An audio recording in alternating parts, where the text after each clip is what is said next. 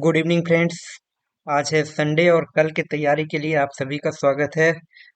सबसे पहले हम लोग नजर देंगे अमेरिकन मार्केट पे। डाउ जोन्स की चार्ट है ये। डाउ जोन्स देखना बहुत ही जरूरी होता है, अमेरिकन मार्केट पे नजर रखना, क्योंकि इंडियन मार्केट अपने आप को प्रिपेयर करता है, रेडी करता है हर दिन अगले दिन के मूव के लिए।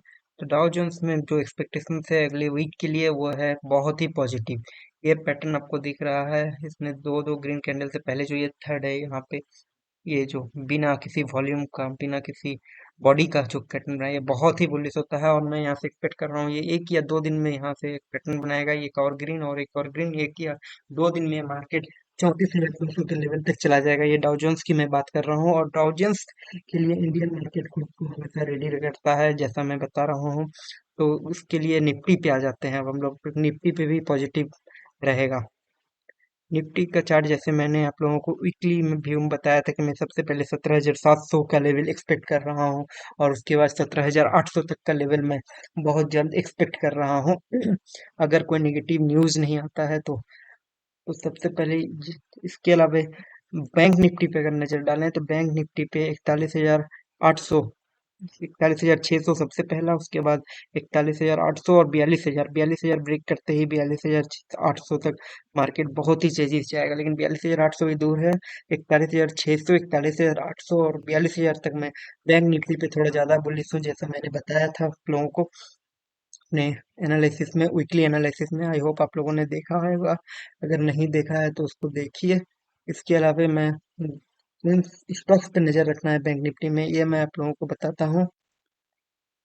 सबसे पहला स्टॉक है एसबीआई। एसबीआई पे एक न्यूज भी था कि यस बैंक के शेयर्स को अपलोड कर रहे हैं। इस आधार पे इसने लास्ट दिन जबरदस्त 5% का लगभग तेजी दिखाया है, उससे भी ज्यादा ही तेज था।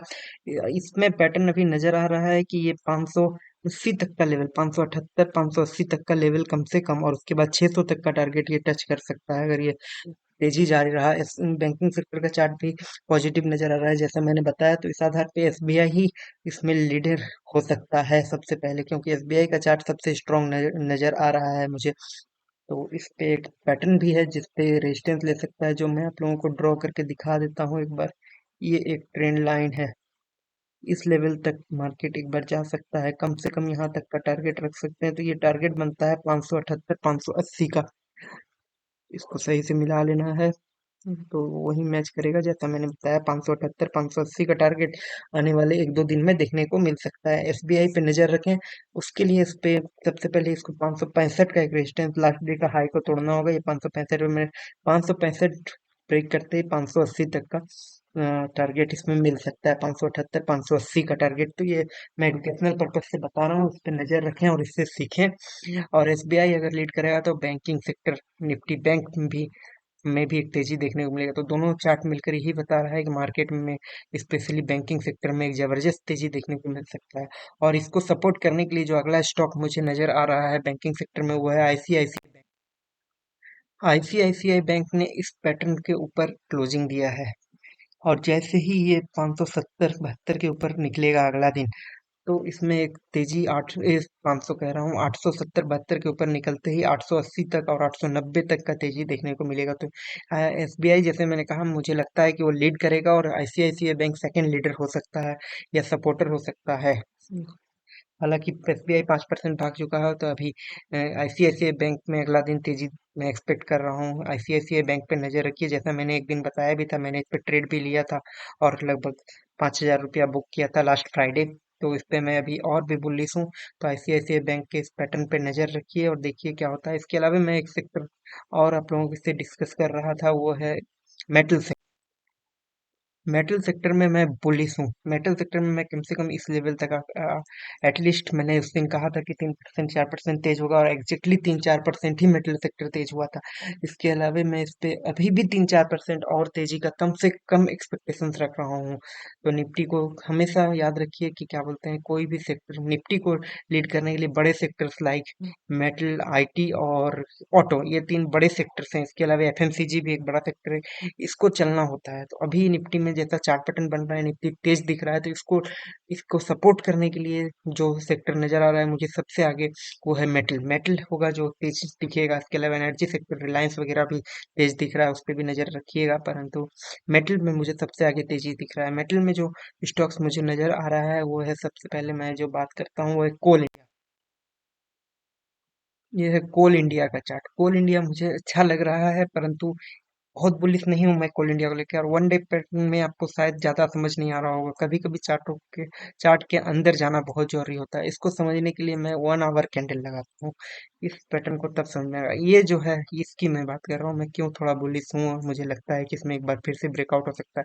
इसने यहाँ से एक ब्रेकआउट दिया, इस लेवल 225 पे अब जा करके ये इस ट्रेंड लाइन के ऊपर और इस रेजिस्टेंस के बीच में ये कंसोलिडेट कर रहा है। और ये जिस तरफ टूटेगा, एक्सपेक्टेशन से जैसा मार्केट बुलिश से आ रहा है, मुझे एक बार फिर से इसमें लगता है कि ये ऊपर की तरफ ब्रेक करेगा, इसको एंगल्फ करते हुए। और जैसे ही ये 225 226 को क्रॉस करेगा, 230 और 232 का टारगेट, सबसे पहले 228 और उसके बाद 230 232 तक का टारगेट हम लोगों को देखने को मिल सकता है। तो इस पे नजर रखें। ये मैं आपको एडुकेशनल पर्पज से बता रहा हूँ, और इससे सीखें कि मैंने ये क्यों बताया। ये एक सपोर्ट रेजिस्टेंस का खेल है जिसको हमको सीखना होगा। और कमाल देखिए आप, इसको ब्रेक करते ही ये कैसे मैच करना होगा सेक्टर के साथ स्टॉक्स को, जो आपको कोई नहीं बताएगा। जैसे मैं बता रहा हूँ, हमेशा केवल स्टॉक्स नहीं भागते हैं, आपको सेक्टर के चार्ट और स्टॉक्स के चार्ट को मैच करना होगा। जो उसको मैच करेगा वही स्टॉक्स भागते हैं। तो इस पे नजर रखना है, एसबीआई पे नजर रखना है, आईसीआईसीआई बैंक पे नजर रखना है। इसके अलावा मैं एक सेक्टर और जिस पे मुझे अच्छा लग रहा है वो है एफएमसीजी सेक्टर। एफएमसीजी सेक्टर को मैं बताता हूँ क्यों मुझे अच्छा लग रहा है। ये है एफएमसीजी का चार्ट, वन डे कैंडल में लगाता हूँ आप लोगों के लिए।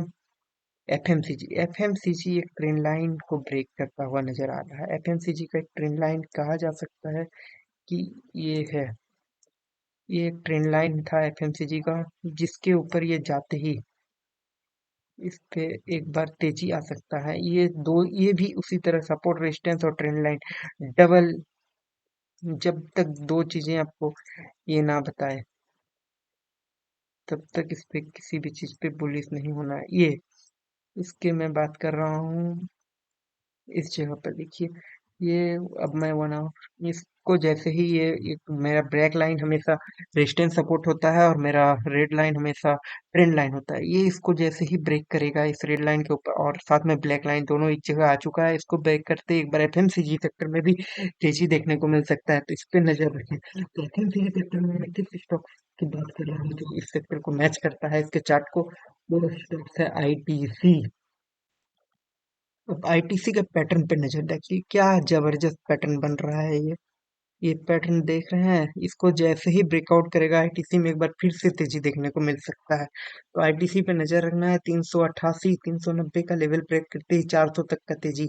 एक दिन मार्केट में मुझे आईटीसी लगता है कि 3% 4% का तेजी दिखाएगा आईटीसी, तो इस पे नजर रखिए।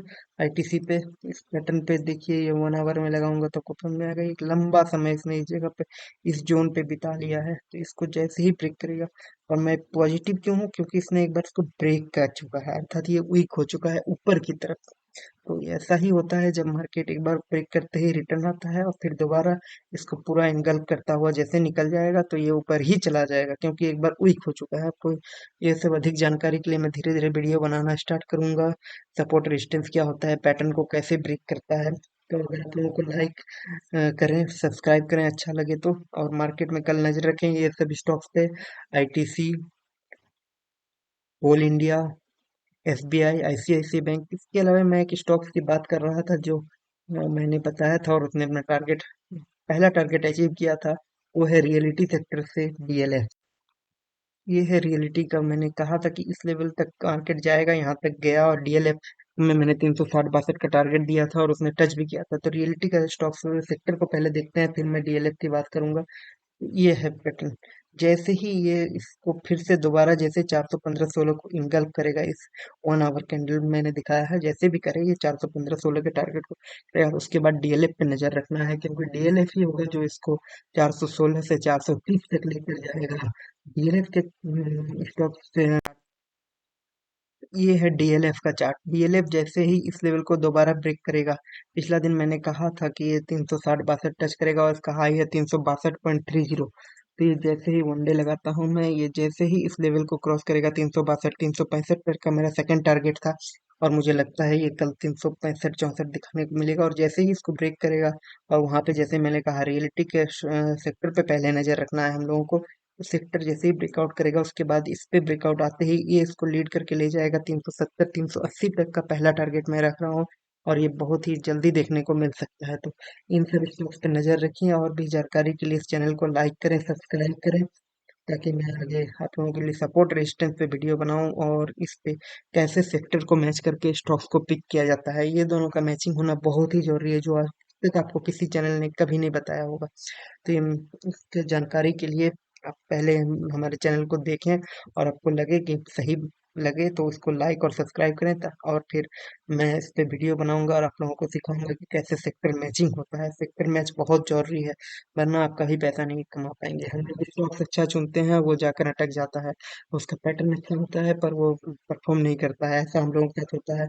क्यों? इस पे मैंने बहुत दिनों तक ये करने के बाद पाया कि जब सेक्टर आप सेक्टर अटक जा रहा है तो स्टॉक्स नहीं चलता है, स्टॉक्स अच्छा पीक हो तो सेक्टर का चार्ट स्ट्रांग नहीं है। तो ये हमेशा जरूरी है कि आपका दोनों के बीच का कोऑर्डिनेशन बहुत जरूरी है। आपको समझना होगा कि दोनों कैसे कोऑर्डिनेट करता है, कौन सा सेक्टर को कौन सा स्टॉक कब लीड करेगा। तो स्टॉक्स सेक्टर को लीड करता है। जैसे मेटल में 3% तेजी थी, एग्जाम्पल के लिए मेटल लास्ट डे 3% तेज था, 3.5%। इसको किसने लीड किया? इसको अडानी इंटरप्राइजेज ने लीड किया था। तो आपको ये समझना होगा कि कभी अडानी इंटरप्राइजेज ने कैसे लीड किया है। इसको सीखने के लिए आप इस चैनल को सब्सक्राइब करें, ताकि मैं इस पर वीडियो ला सकूं और आप लोगों को सिखा सकूं। Thank you. लाइक जरूर करें, सब्सक्राइब जरूर करें।